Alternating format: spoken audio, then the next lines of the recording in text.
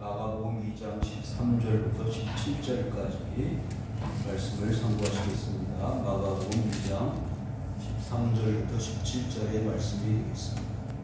다같이 한 목소리로 합독하시겠습니다. 시작.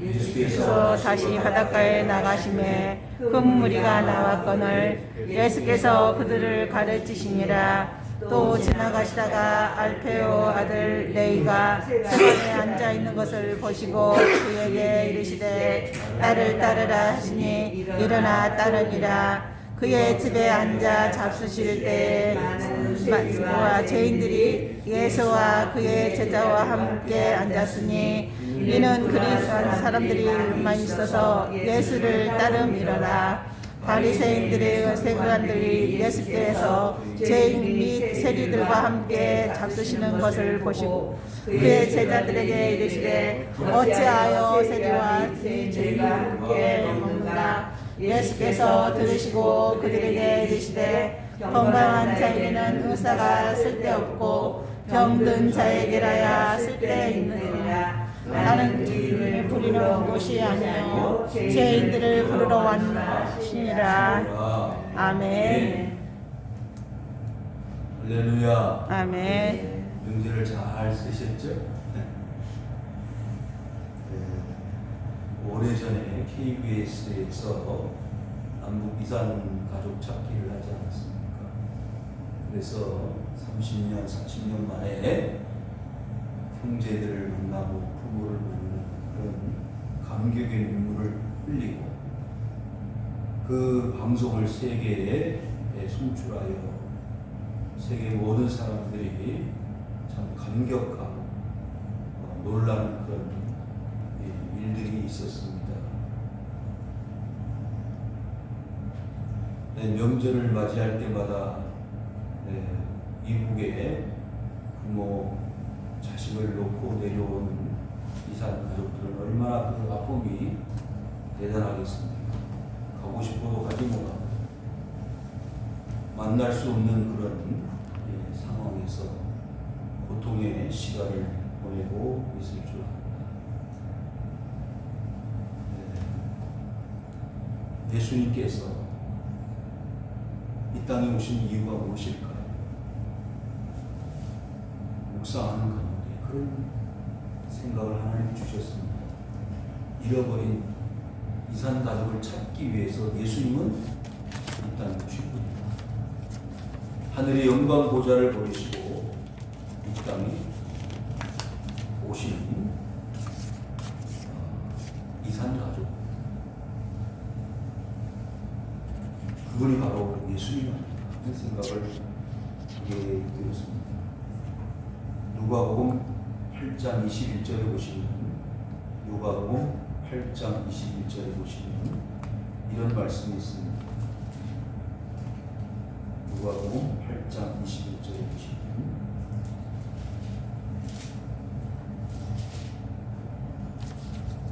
예수께서 대답하여 이르시되 내 어머니와 내 동생들은 곧 하나님의 말씀을 듣고 행하는 이 사람들이라 하시니라. 많은 사람들이 예수님을 만나기 위해서 문지바에 있는데 제자들이 당신의 어머니와 형제들이 밖에 찾아와 기다리고 있습니다. 그랬더니 하신 말씀이 바로 이 본문의 말씀입니다. 내 어머니와 내 동생은 하나님의 말씀을 듣고 행하는 이 사람들이 내 어머니와 형제들이라고 했습니다. 그러니까 그 형제와 어머니를 찾기 위해서 이 땅에 오신 분이 예수님이 아니시겠습니까?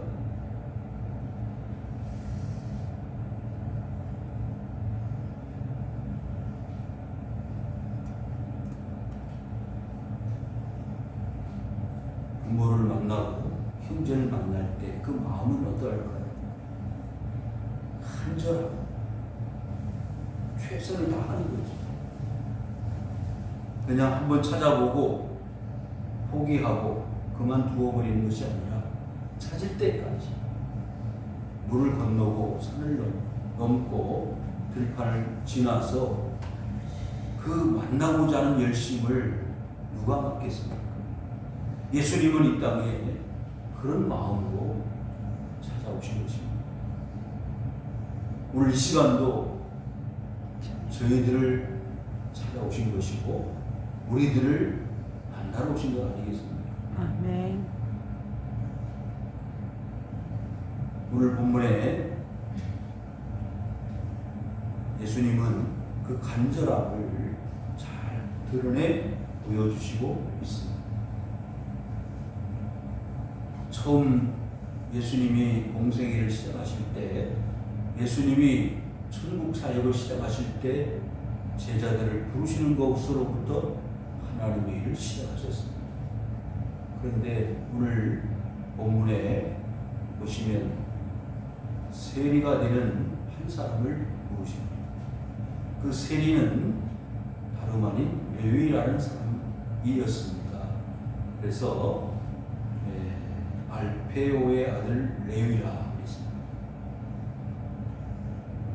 이 레위를 찾아보셨는데 그 과정을 우리가 이제 살펴보는 가운데 하나님이 나를 찾으러 오신, 우리를 부르러 오신 이유가 있겠구나라는 사실을 생각해 보게 될 것입니다. 자, 1절에 보시면 예수께서 다시 바닷가에 나가심에 큰 무리가 나왔거늘 예수께서 그들을 가르치시니라. 예수님은요, 이 땅에 오셔서 세 가지 일을 집중적으로 하셨습니다. 이것을 예수님의 3대 사역이라. 첫 번째는 가르치시는 것. 지금 본문에 말씀하신 대로 많은 사람들이 모여 있을 때 하나님의 말씀을 가르치셨습니다. 그래서 교회는 가르침을 받는 것입니다. 하나님의 말씀을 가르침을 받아야 해요. 가르침을 받는다는 것은 곧 교육을 받는다는 거 아닙니까? 교육을 받아서 교육의 목표가 있습니다. 목적이 있습니다. 하나님 자녀로서의 자격을 얻는 것입니다. 성도 여러분, 교회에서 말씀을 자꾸 배우십시오. 가르침을 받으십시오. 교육을 받으십시오. 그래야 내가 하나님의 사람이 되어가는 것입니다. 두 번째는 전파하셨다. 하나님의 말씀, 천국 복음을 전파하셨습니다. 그래서 가시는 곳곳마다 회당을 중심으로 말씀을 가르치실 뿐만 아니라 말씀을 가르침을 받지 못하는 불신자들에게 천국 하나님의 나라를 선포하셨다. 그리고 마지막 세 번째로는 치유의 사역을 하셨습니다. 많은 병자들이 예수님을 따라다녔습니다. 문둥병자, 혈루병 환자, 중풍병자, 많은 병자들이 예수님을 만나기 위해서, 치료받기 위해서, 해결받기 위해서 예수님을 따라온 이유가 무엇이었습니까? 자유를 누리기 위해서. 그래서 예수님은 3년 동안의 공생기간 동안 이 사역 가르치시고 전파하시고 고쳐주셨다. 이 3대 사역을 하셨는데 이 3대 사역이 어디에서 집중적으로 이루어졌느냐 하면 유대 갈릴리 지방입니다. 예수님은 막연한 분이 아니에요. 전설 속에 있는 그런 인물이 아니라 실제 2000년 전 이 갈릴리 유대 지역에 인간이 되셔서 하늘 보좌를 버리시고 이 땅에 오신 하나님의 아들로서 하나님의 나라를 증거하신 하나님의 나라의 전권 대사이셨습니다. 그래서 갈릴리 지역은 남북으로 약 80km가 되고 동서쪽으로는 40km가 되는 둥근 지방에 약 200여 마을이 자리를 잡고 있는 조그만 촌락 지역에 예수님은 모든 시간과 정력을 쏟아서 하나님의 나라를 선포하셨습니다. 약 200여 만 명의 군중들, 사람들을, 백성들을 향하여 하나님의 말씀을 선포하시는데 그의 생애를 다 바쳤습니다. 어떻게 보면 초라하고 어떻게 보면 별볼 일 없는 한 지도자, 종교 지도자, 그리고 복음 전파자로서 예수님은 살아가셨습니다. 그러나 그의 하신 일은 세월이 흐르고 지금까지 기독교 역사 속에 예수님만큼 훌륭한 사역, 위대한 일을 행한 분이 이 세상에 어디 있겠습니까? 호사유피, 인사인명, 호랑이는 죽어서 가죽을 남기고 사람은 죽어서 이름을 남긴다고 했습니다. 예수님은 오히려 살아계실 때보다 이 세상을 떠나시고 부활하시고 하늘 보좌, 영광된 보좌의 자리에 앉으셨던 그 사역을 이루신 이후에 예수님은 더 그 이름이 놀라울 정도로 세계 모든 만방에 증거되어지고 있습니다.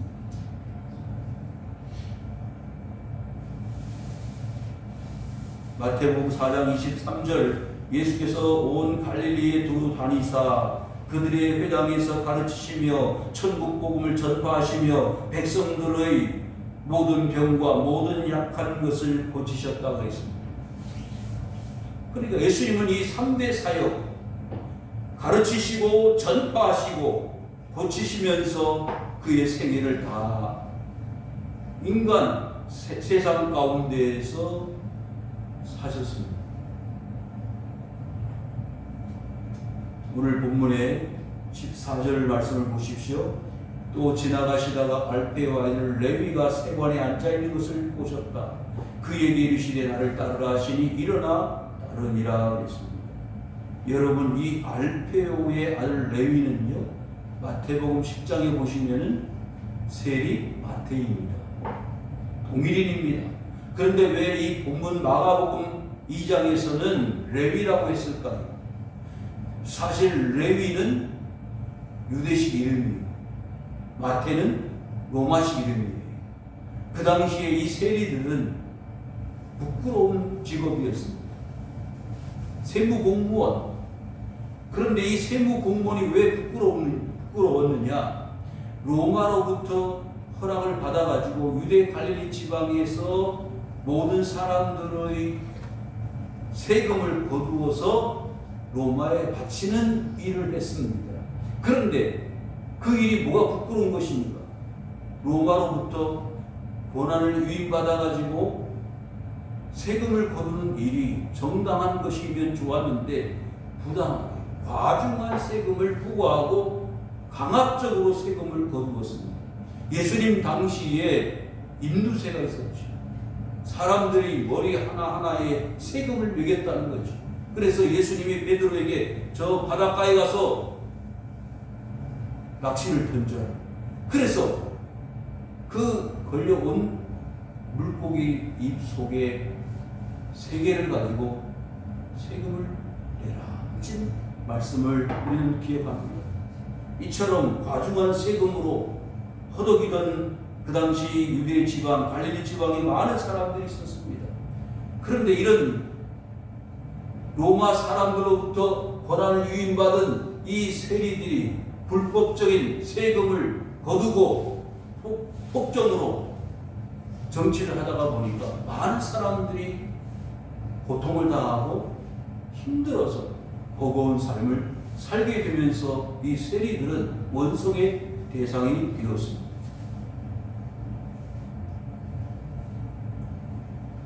누가복음 19장 2절에 보시면 우리가 잘 아는 세리가 나오는데 삭개오라 이름하는 자가 있으니 세리장 또한 부자라 그랬습니다.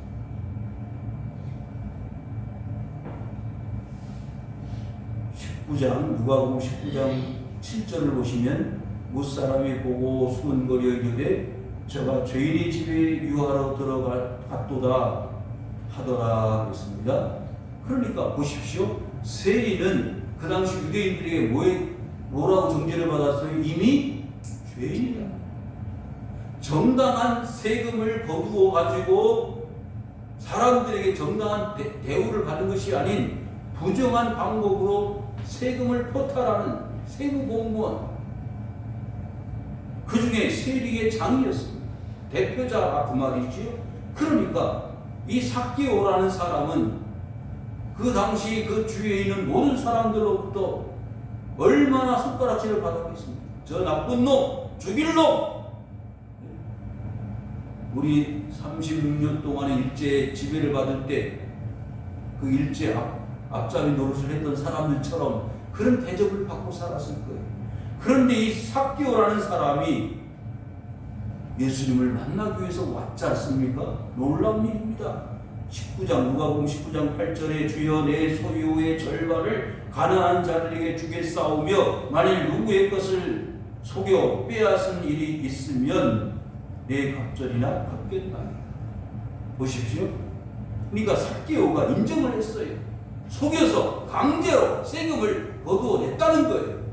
그런 일이 다반사로 있었기 때문에 어쩔 수 없이 나라의 권세 앞에 굴복하여 세금을 거두어 드렸던 그 세리들을 향해서 원망하고 불평하는 것은 어떻게 보면 매우 당연한 일이라고 생각할 수 있습니다.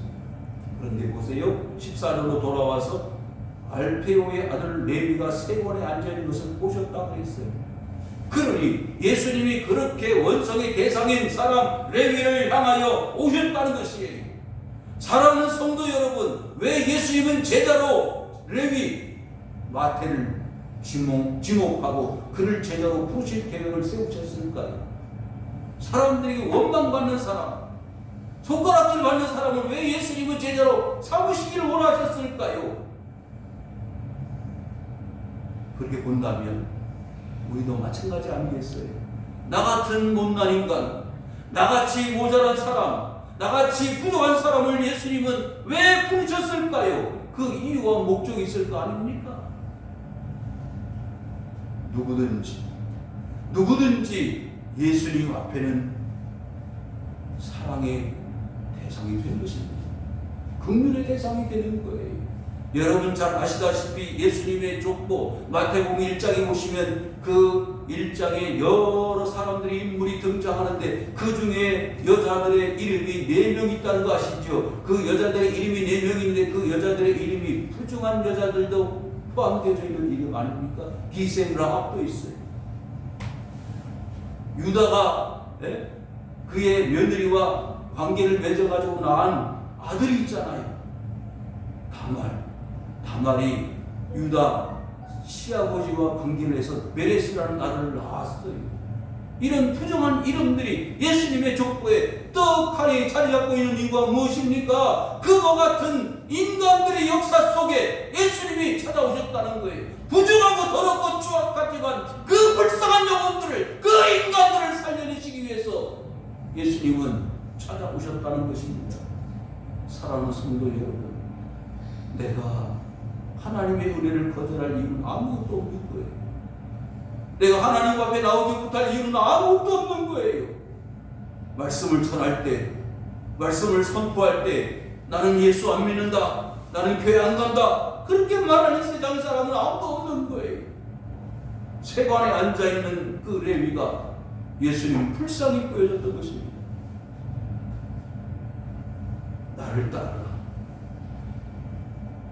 기왕이면 공부도 많이 하고 훈련도 받고 재주도 많은 그런 사람들, 똑똑한 사람들을 불러가지고 천국 사역을 맡기시지 왜 이런 이름도 더럽고 사람들에게 취급도 받지 못하는 세리 마태를 예수님은 부르셨을까요? 여러분, 이 앞서서 갈릴리 호수에서, 갈릴리 바닷가에서 고기를 잡던 베드로와 그 형제들을 부르신 장면을 우리 기억하죠? 나를 따라오너라, 내가 너희를 사람을 낚는 어부가 되게 하겠다.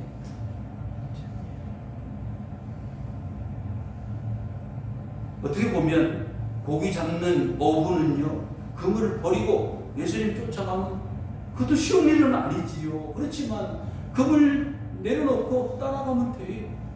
그렇지만 이 세리 마태는요, 쉽지 않죠. 그 당시에 그래도 직업이 탄탄하잖아요. 먹고 살만하잖아요. 거기에 딸린 식구들이 얼마나 있었겠습니까? 풍족하게 살았습니다. 넉넉하게 살았습니다. 비록 손가락질 받고 멸시천대 받는 그런 직업을 가지고 있었긴 했지만 사는 데는 아무 문제 하자가 없습니다. 그런데 나를 따라오라고 하신 주님의 말씀을 들을 때 이 마태 레위의 마음이 어떠했을까요? 쉽지 않았을 겁니다. 그럼에도 마태는 주님의 명령을 불복할 수밖에 없는 신적 능력 앞에 불복할 수밖에 없는 아멘할 수밖에 없는 하나님의 명령을 순종하고 따랐습니다. 사랑하는 성도 여러분, 저와 여러분들 주님 앞에 나올 때 그러지 않았어요. 딱히 내가 예수를 믿고 구원을 받아야 된다고 생각해서 교회 나올 마음 내 마음속에 조금이라도 자리 잡고 있었나요? 그런데 놀랍게 내가 지금까지 10년, 20년, 30년 그 이상 동안 내가 신앙생활하고 하나님 앞에 믿음으로 사는 것은 하나님이 나를 부르셨기 때문이요, 하나님이 나를 오라 하셨기 때문에 내가 주님 앞에 나온 거 아닙니까? 아멘. 그래서 내가 주님의 일꾼 된 거예요. 여러분 보십시오. 마태는요, 이 레위는 어떤 축복을 받았나요? 마태, 마가, 누가, 요한 네 복음서의 첫 번째 복음서를 기록한 저자가 되었습니다.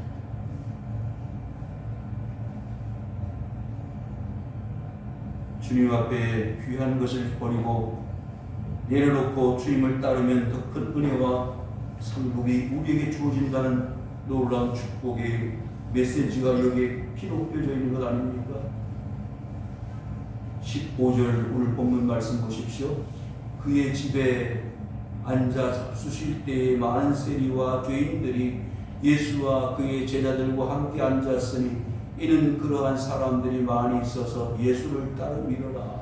이 말씀을 묵상할 때 저는 그 현장이 생각되었어요. 왜?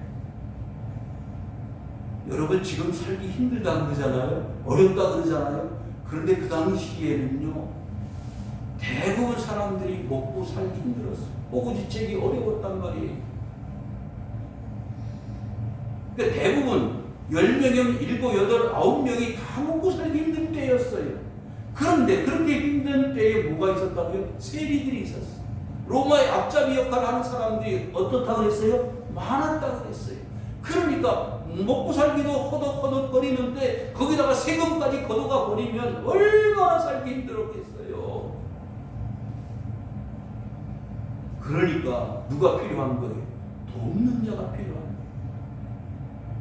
거예요. 옆에서 조금만 배려하고 살펴줄 사람이 필요했던 거예요. 그래서 예수님 오신 거예요.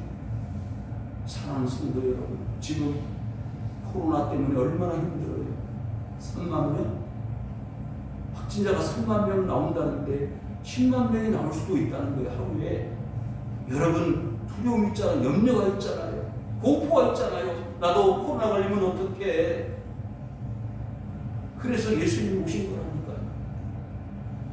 이 위중한 시기에 누구를 찾아야 될까요? 도울 자를 찾아야 되잖아요. 하나님, 이렇게 힘들어, 어려워요. 장사도 힘들고 직장생활도 힘들고 사표를 내야 되고 혼자 떨어져서 방 안에 갇혀가지고 10일 동안 살아야 되잖아요. 10일 동안 살아야 되잖아요. 너무 힘들어요. 그래서 예수님이 오신 거예요. 그런데 이렇게 어려운데도요, 하나님을 찾지 않는. 여러분 보십시오. 이렇게 먹고 살기 힘든데 예수님이 오셔서 그들의 병을 고쳐주시고 천국을 가르치시고 말씀을 선포하시는데 사람들이 어때요? 찾아오기는 했지만 대다수의 사람들이 예수님의 진짜 오신 목적을 모르고 예수님을 따라왔습니다.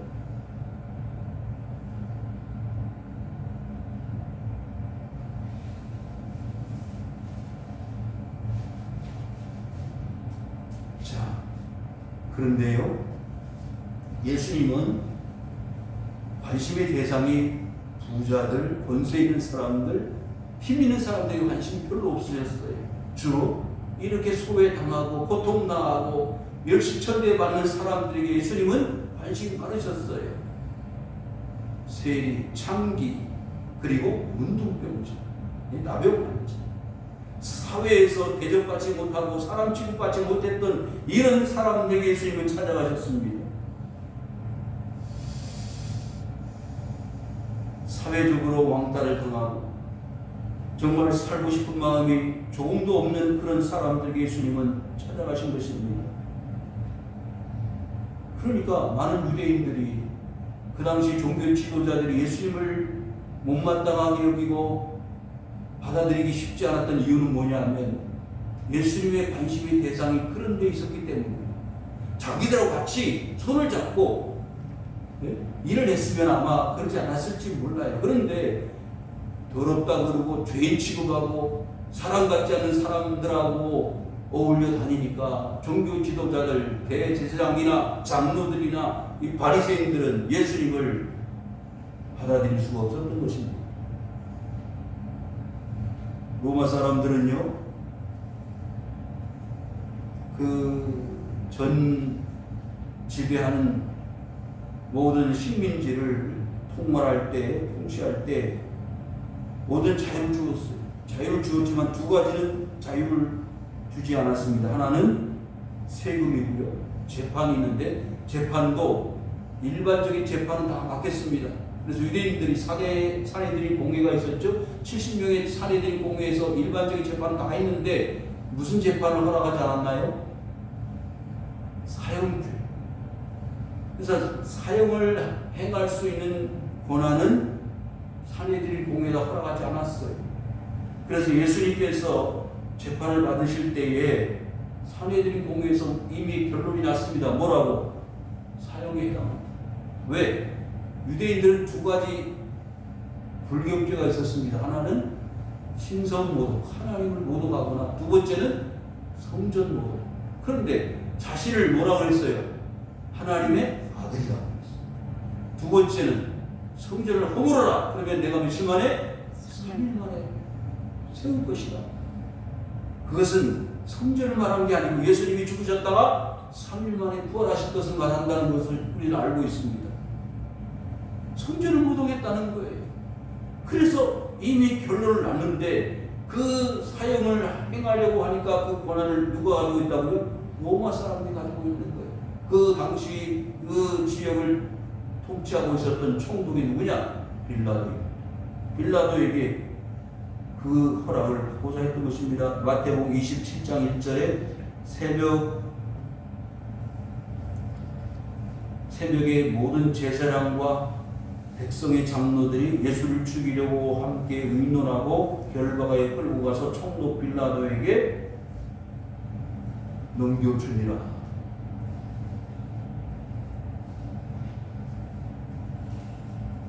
이와 같이 죄인들과 세리들과 그 당시에 예수님과의 관계는 아주 밀접. 그런데 그 세리와 죄인들은 동일시되었고 뿐만 아니라 그 당시 세리와 죄인들은 그 당시 유대 사회에서 정상적으로 사회생활을 할 수가 없었다는 거지. 그렇기 때문에 그런 정상적인 삶을 살아가지 못하는 그 사람들에게 예수님이 왜 가까이 하셨을까? 좀 어리석었다, 모자랐다 그렇게 생각되어지지 않습니까? 그런데 하나님의 나라는 사회적인 통념과는 거리가 멉니다. 아무리 정치를 잘하고 아무리 세상 사회가 잘 돌아가도요, 하나님의 말씀을 어기고 벗어나면 하나님이 허락하시지 않습니다.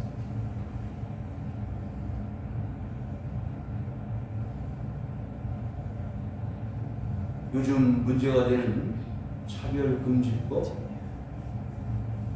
그 자체만 보더라고요.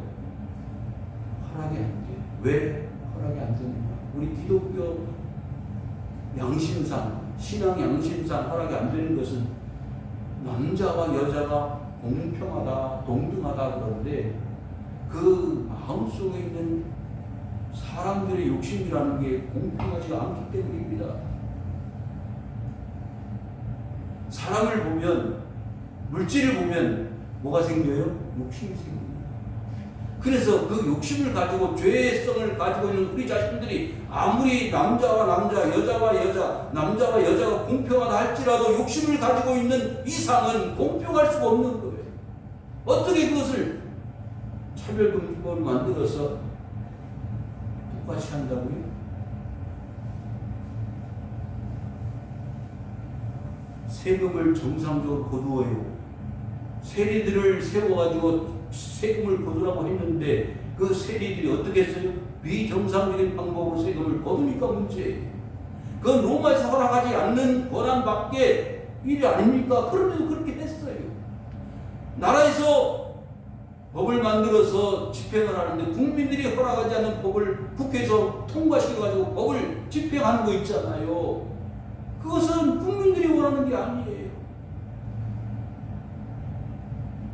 아무리 세상 사람들이 세리라고 하고 죄인이라고 하더라도 하나님이 아니다 그러는 거잖아요. 그래서 예수님은 지금 세리와 죄인들, 문둥병자들, 청기들, 소외당한 사람들을 찾아가시는 겁니다. 세상 사람들은 배관시하고 무시하고 손가락질하지만 예수님은 그 사람들에게 더 관심이 많으신 거예요. 왜 예수님이 나를 찾아오셨느냐고. 내가 불쌍하다고 생각하셨기 때문에, 내가 주님이 필요하다고 생각하셨기 때문입니다. 그러한 사람들이 많이 있어서 예수를 따릅니다. 여러분, 우리가 예수님을 따라가는 이유가 무엇일까요? 예수님께 무엇을 얻기 위해서요? 그런 사람들이 많이 모였습니다. 예수님께 갔더니 먹을 빵이 생기더라. 병이 고쳐지더라. 그래서 많은 사람들이 몰려왔어요. 실제 그 목적이 떡이요, 빵이요, 병 고치는 것이라 할지라도 그 따라가는 목적이 그런 현상적인 육체적인 문제였다가 예수님의 말씀을 천국 복음을 가르침을 받고 보니까 그보다도 내 속에 뭐가 있더라? 죄가 있더라. 내가 영원히 살 수 없는 죄성을 가지고 있는 죄인이었다는 사실을 깨닫게 되고 천국을 가려면 내 죄가 사함을 받아야 되겠더라. 그렇게 깨달아지는 거예요. 그래서 베드로는 그 그물을 버려두고 세관에 앉아있던 그 자기 직업을 포기하고 주님을 따라갔던 것입니다.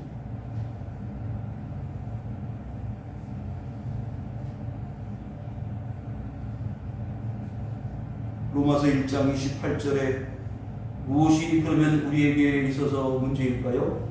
로마서 1장 28절에 또한 그들이 마음에 하나님 두기를 싫어하며 하나님께서 그들을 그 상실한 마음에 내어버려 두셨다 그랬습니다. 뭐가 문제예요? 우리 마음속에 하나님이 없다는 게 문제예요. 하나님 없는 것이 죄라 그 말이죠. 아담이 하와가 왜 죄인 되었습니까? 하나님의 말씀이 마음에 있을 때에는 그 선악을 알게 하는 나무 열매를 보아도 지나갔어요. 의식이 없었습니다. 그런데 죄가 마음속에 생겨지면서 뱀이 유혹할 때 그 열매를 보니까 보암직도 하고 탐스럽고 지혜롭게 할 만큼 여러분 욕심이 생기는 거예요. 사랑하는 성도 여러분, 왜 16절입니다. 예수께서 죄인 및 세리들과 함께 잡수시는 것을 보고 그의 제자들에게 이르되 어찌하여 세리와 및 죄인들과 함께 먹는가? 우리는 상상할 수가 없다. 당신들 천국 복음을 전하고 하나님의 백성들이라고 하는 사람들이 어떻게 저 죄인들하고 같이 먹고 마실 수가 있느냐? 이웃 내 말이다. 앞뒤가 맞는다. 여러분, 어떤 것이 진실일까요? 어떤 것이 맞을까요? 여기에 이제 놀라운 하나님의 뜻이 있습니다. 사람들이 인정하는 죄인과 하나님이 인정하는 죄인, 여러분 이미 아시잖아요. 누가 죄인이에요? 하나님이 말씀을 하셨으나 따르지 않고 불순종하는 사람들이 죄인이죠. 하나님의 말씀을 따르고 순종하는 자들은 의인입니다.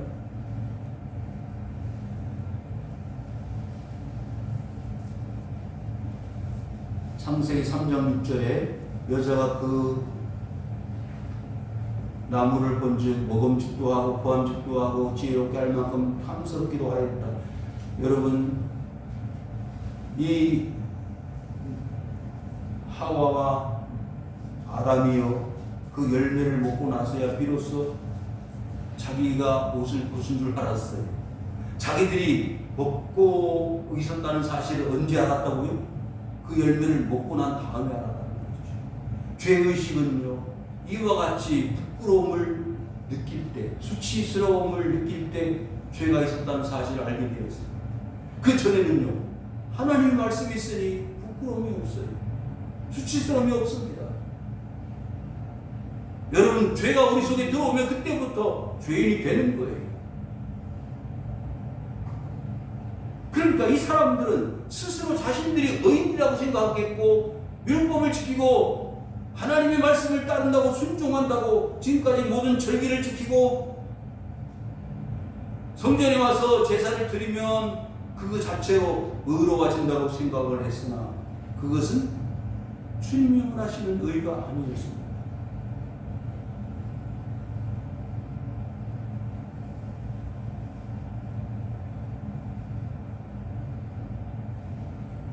(17절) 넘어갑니다.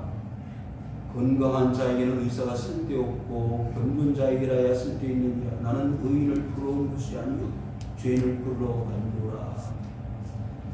여러분, 마가복음 2장 5절에 보시면요, 예수께서 그들의 믿음을 보시고 중풍병자에게 이르시되 작은 자야 내 죄사함을 받았느니라. 여러분, 뭐가 이 중풍병자에게 중요한 것일까요? 병고침을 받는 것도 중요한 일이긴 하지만 이 사람에게 더 중요한 것은 뭐예요? 죄사함입니다. 예수님께서 이 17절에 의사나 건강한 자, 병든 자를 언급한 것은 실제로는 거기에 목적이 있는 게 아니에요. 뭐예요? 하나님의 자녀로서의 목적을 가지고 이 땅에 오신 예수님의 백성들, 하나님의 자녀들을 부러오시기 위한 목적을 설명하기 위해서입니다.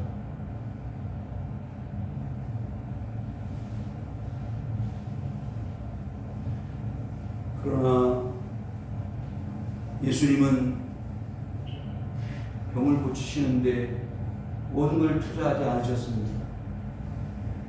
많은 병자들이 예수님을 통해서 병이 낫기는 했지만 그 병 나는 것에 모든 것을 걸지는 않으셨단 말이죠. 오히려 병 나는 것보다는 그 사람 속에 있는 뭐에 관심이 있으셨어요? 죄의 문제에 관심이 있으셨습니다. 그래서 마가복음 1장에 보시면 죄의 사함을 얻게 하는 흑백의 세례를 요한이 베풀었다고 했습니다. 세례를 왜 받아요? 우리가 죄가 있다는 것을 인정하기 때문에 세례를 받는 것입니다. 세례를 받음으로 나는 이제부터 죄인이 아니고 의인으로서의 삶을 살아가겠습니다라는 사인, 표가 세례 아닙니까? 로마서 8장 1절입니다. 그러므로 이제 그리스도 예수 안에 있는 자에게는 결코 정죄함이 없나니. 그리스도 안에 있으면 뭐가 없어요? 죄가 없어지는 것입니다. 여러분, 예수님이 이 땅에 오신 것은 병 고치고 문제를 해결해 주시고 떡의 문제, 빵의 문제를 해결해 주시는 것도 있지만은 그것은 둘째 문제고 첫 번째는 죄의 문제예요. 죄의 문제가 해결되지 않고서는 하나님의 나라에 들어갈 수 없기 때문입니다. 그래서 하나님이 사람이 되셔서 인간이 되셔서 이 땅에 오신 것은, 그 영광된 보좌를 버리시고 이 땅에 오신 것은 이 죄의 문제를 해결하여 죄 없이 하나님 나라에 들어갈 수 있는 하나님의 백성으로서 콜링, 부르시기 위하여 이 땅에 오셨다는 거예요. 그런데 세리가 무엇이 문제고 병든 자가 무엇이 문제겠어요? 부자가 무엇이 문제고 가난한 자가 무엇이 문제겠어요? 주님 앞에서는 다 똑같은 것입니다. 일반이에요. 로마서 8장 2절에 보시면 이는 그리스도 예수 안에 있는 생명의 성령의 법이 죄와 사망의 법에서 너를 해방하였습니다. 그러니까 주님 안에 들어와 있으면 건강한 자든 병든 자든 부자든 가난한 자든 아무 문제가 없어요. 다 자유를 얻고 해방을 얻는 것입니다. 그러면서 주님이 마지막 17절 하반절에 이렇게 말씀하시죠. 나는 의인을 부러운 것이 아니라 죄인을 부러워합니다. 여기서 의인은 누구이고 죄인은 누구일까요? 여러분 한번 스스로 자신에게 물어보세요. 나는 죄인입니까? 의인입니까? 자칭 의인입니까? 예수님이 인정해 주시는 의인입니까? 나는 죄인입니다. 나는 아무리 생각을 해봐도 나는 하나님 앞에 설 수 없는 부족한 죄인입니다라고 인정할 때 그와 같은 자를 주님은 찾으러 오셨다는 거예요. 심령이 가난한 자는 천국이 저희 것입니다. 나는 너무 가난해서 나는 아무것도 가진 것이 없어서 이제 주님만을 만족하며 살겠습니다라는 가난의 마음을 가진 자에게 뭐예요? 천국은 주어질 것입니다. 아, 그렇구나. 그래서 그 세관에 앉아 있었던 세리 레위는 그 자리에서 일어난 거예요. 그 자리를 버리고 주님을 따라가는 거예요. 여러분들이 그와 같은 자리에서 부르심을 받아가지고 하나님 앞에 나오신 것 아닙니까? 잘하셨습니다. 저와 여러분들은 이와 같이 하나님의 부르심에 합당하여 죄인을 부러운 것이 주님의 뜻이라면 나는 기꺼이 그 죄인된 자리에서 주님을 향하여 네 여기 있습니다. 제가 따라가겠습니다. 순종하여 기쁨으로 나아가시는 성도님들이 되시길 주님의 이름으로 축원을 드립니다. 아멘. 용 아버지 하나님 고맙습니다. 아무리 생각을 해보아도 나는 주님 앞에 나갈 수 없는 부러운 자였고 모자란 자였습니다. 우리 주님이 기꺼이 우리를 부르셨고 우리를 받아주셨고 용서해 주셨고 하나님의 자녀가 되게 해주셨기에 우리는 거기에 소망을 가지고 위로를 받고 주님 앞에 나왔습니다. 비록 세리라 할지라도 사람들이 우리를 죄인이라 할지라도 손가락질하고 불평 원망을 쏟아놓는다 할지라도 우리는 기꺼이 죄인되어 주님 앞에 나가는 자들이 되기를 원합니다. 아멘. 아버지여, 이 시간 저희들이 주님 앞에 기꺼이 세리로서 죄인으로서 주님 앞에 서기를 원합니다. 그리하여 주님의 부르심에 합당한 자로 주님이 인정하시는 사람 되기를 원합니다. 아멘. 이 모든 말씀을 예수 그리스도의 이름으로 간절히 기도하옵나이다. 아멘. 찬송가 354장을 찬송하시겠습니다.